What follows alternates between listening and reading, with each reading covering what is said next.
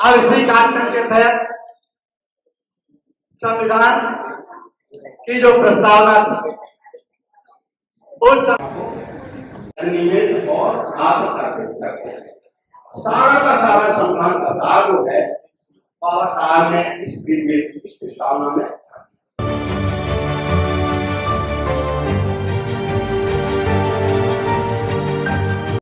मैं थोड़े इसके जो मुख्य मुख्य शब्द हैं जो संविधान में जो विस्तृत व्याख्या की गई है अंदर उसको मैं बताऊंगा। हम भारत के संविधान के माध्यम से सारी शक्ति आपके लोगों को हम भारत के लोग भारत को संपूर्ण विरोध संपूर्ण विरोध संपन्न का मतलब होता है कि अब जब से ये संविधान लागू हो गया उससे हमारा उसके बाद से हमारा जो देश है संपूर्ण विरोध संपन्न हो गया। यानी हमारे इस देश में इस देश की सत्ता में शासन में किसी तरह का संपूर्ण विरोध संपन्न समाजवादी ये शब्द बाद में 1942 में इंदिरा जी ने बोले समाजवादी और धर्म।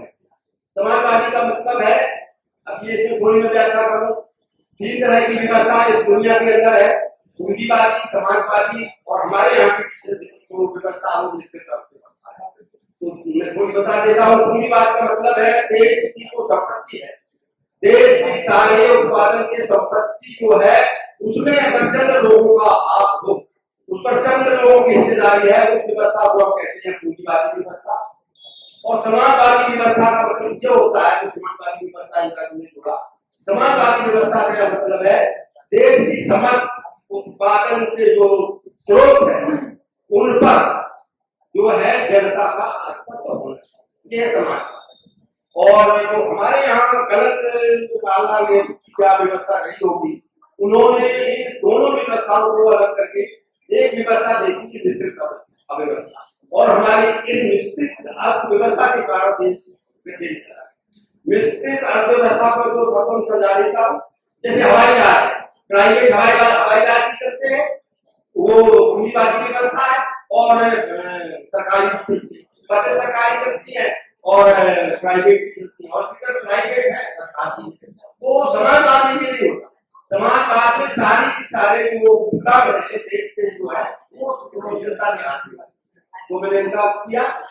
और इसके बाद लोकतांत्रिक गणराज्य लोकतंत्र गणराज्य बनाने लोकतंत्र का गणराज्य का मतलब है और सारे लोग इस बात को समझते होंगे। गणराज्य का मतलब ये होता है जब से हमारा देश का संविधान लागू हो गया उस दिन से हमारा देश गणराज्य का अर्थ ये होता है कि जिस देश के मुखिया जो अध्यक्ष होता है वो जनता के द्वारा प्रत्यक्ष या प्रत्यक्ष रूप से चुना जाता है और देश को गणतंत्र या गणराज्य तो वो हमारी देश की व्यवस्था करती है। इसके साथ उन्होंने जो दिया है न्याय सामाजिक आर्थिक और राजनीतिक न्याय दिया सबको बराबर का अधिकार दिया। इसके साथ जो स्वतंत्रता दी है हमें वो है विचार अभिव्यक्ति की स्वतंत्रता धर्म विश्वास और उपासना की स्वतंत्रता दी है। सबको कोई भी धर्म या अच्छी तरह की उपासना करने की स्वतंत्रता और अवसर की समानता और प्रतिष्ठा भी प्रदान की है।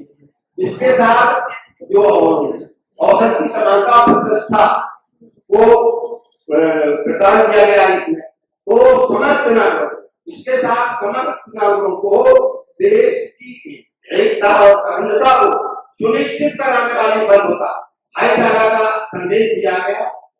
बंधुता को सुनिश्चित कराने वाली बंधुता को इसमें समावेश किया गया। और इसके बाद तो यही है कि दृढ़ संकल्प होकर अपनी संविधान सभा में आज दिनांक 26 नवंबर 1947 को इस संविधान को अंगीकृत अधिनियम और आत्मसात करते हैं। ये है संविधान की जो हमें मोटे तौर पर अगर व्याख्या तो बहुत बारीकी से व्याख्या करने में काफी समय लग जाएगा।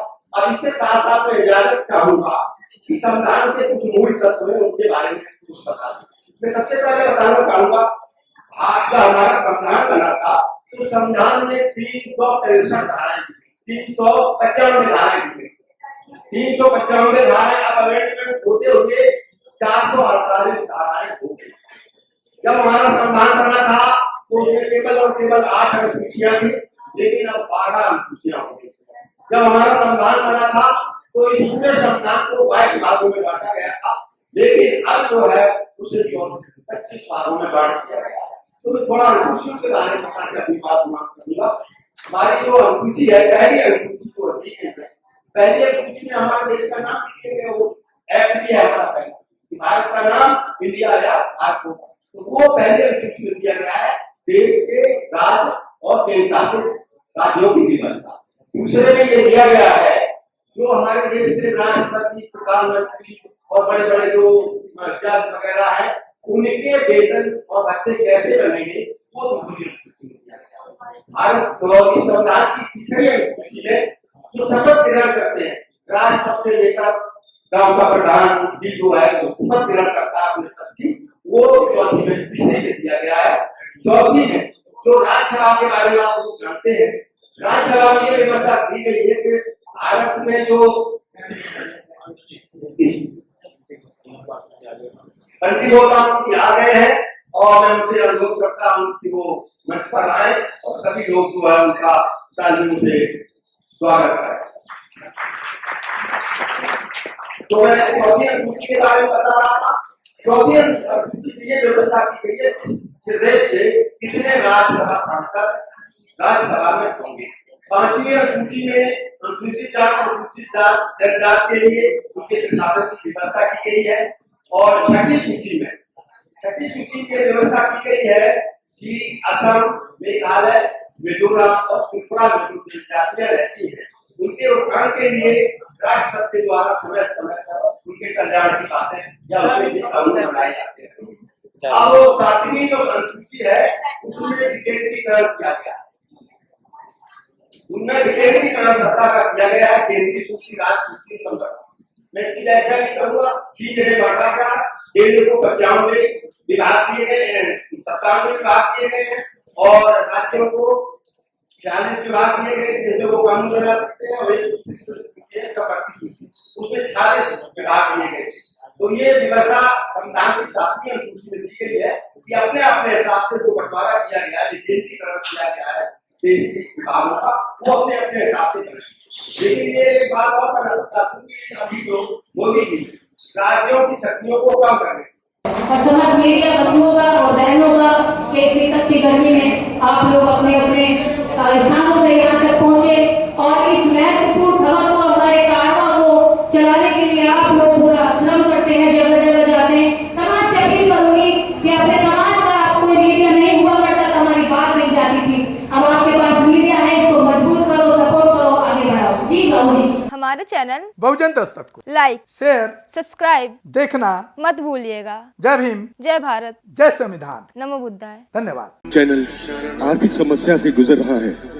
अगर आप बहुजन समाज में बाबा साहेब आम्बेडकर और तथागत बुद्ध की विचारधारा को अधिक से अधिक लोगों तक पहुंचाना चाहते हैं तो हमें आर्थिक सहयोग प्रदान करें ताकि हम अपने चैनल के माध्यम से देश विदेश में समता, बंधुता, एकता और संवैधानिक अधिकारों को ज्यादा से ज्यादा लोगों तक पहुंचा सकें। आप अपनी सहायता राशि नीचे लिखे खाते में जमा करा सकते हैं। खाता धारक गौतम रत्ना, खाता संख्या 3169576865 IFSC कोड SBIN 0060336, बैंक भारतीय स्टेट बैंक। आप हमारे बैंक खाते का विवरण स्क्रीन पर भी देख सकते हैं। जय भीम, जय भीम। मैं गौतम रत्ना आपका बहुजन फिल्म प्रोडक्शन में स्वागत करता हूं और आप हमारे प्रोडक्शन हाउस के अंदर अपना कैरियर बना सकते हैं as a film director, as a producer and actor and actress and editor and cinematographer also. अगर आपको फिल्म से रिलेटेड कुछ भी प्रोजेक्ट आपको बनवाना है तो हमारे पास में पूरा सेटअप है जिसमें फिल्म कैमरा है, शूटिंग लाइट्स है और एडिटिंग है। सारा A to Z एक ही जगह पर आपको हमारे यहाँ पर मिल जाएगा। तो दोस्तों आप हमें कांटेक्ट कर सकते हैं हमारे नंबर्स पर 9810085714 और 8510005714। हमारे वेबसाइट पे विजिट कर सकते हैं www.filmserviceindia.com और हमें मेल भी कर सकते हैं gautamfilmsproduction@gmail.com पर। धन्यवाद।